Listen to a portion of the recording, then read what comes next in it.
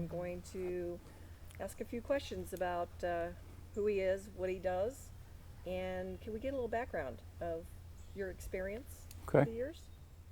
Okay. Well, thank you. Yeah, I'm Herb Stevenson. I'm the founder of the Healing Den program. My background is I'm quite eclectic. Um,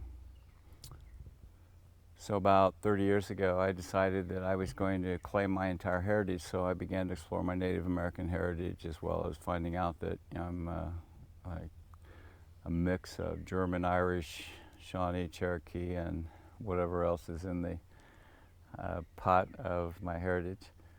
Um, come from a small rural town, Covington, Ohio. It was one of the original forts when they were opening up the Ohio and Territory and Northwest Territory. A lot of the Indian battles of Tecumseh were actually fought near there.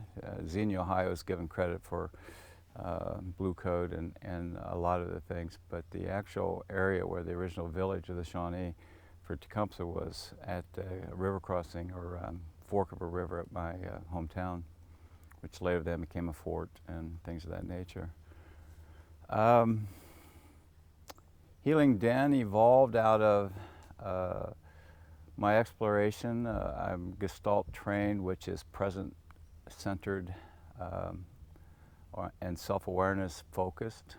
So the Healing Den became one of those things that I was working on for the last 20, 30 years, just trying to understand presence and what does it mean to be present. And to give that perspective, because this applies to everything that I do, like many people, they have no awareness or sensory awareness of their bodies. And when I was 30 years ago, I had a midlife, what I call correction. It was like I was working like the rest of my family who overwork. Stress actually kills most of the men in my family between 40 and 50 years old, including my brother who died at 54.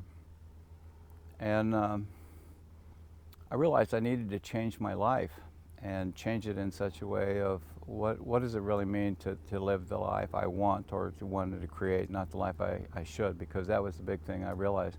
I built a life based on books of Dress for Success, How to Speak to Success, and it's very impactful in the sense is that I can show you literally.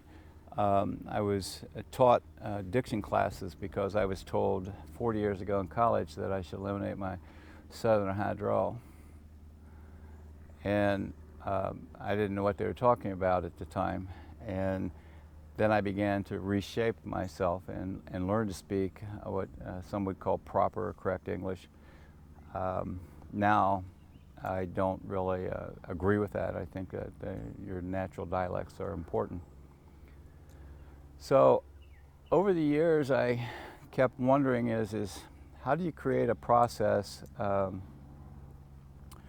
for people who are wanting to do healing work, and healing work for me is actually being fully present. So I came up with the phrase healing presence. And what does that mean? Well, healing presence is when somebody is so present to you and you're in their presence, it evokes something in you that feels healing, like being seen for the first time in your life, or actually being truly heard for the first time in your life.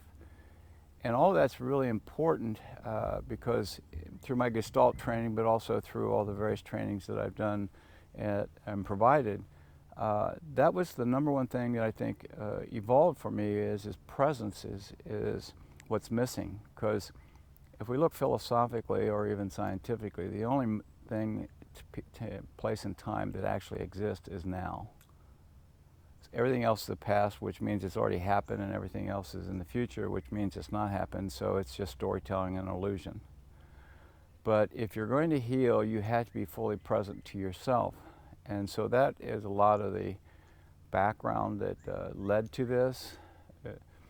If we were to go beyond that and say, well, what else is there? Because have you been doing this your whole life? And in truth, no. I was a banker for a number of years. I was a bank consultant for 15 years. I still am a consultant with executives throughout the world.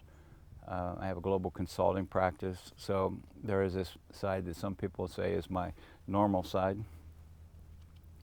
But one of the things I gave myself permission when I hit 40, which is 28 years ago, is gave myself to be fully who I am, all of it, not parts of it, not just what I should be, is how do I find a way to be part of the world as fully who I am, and then teach that to other people.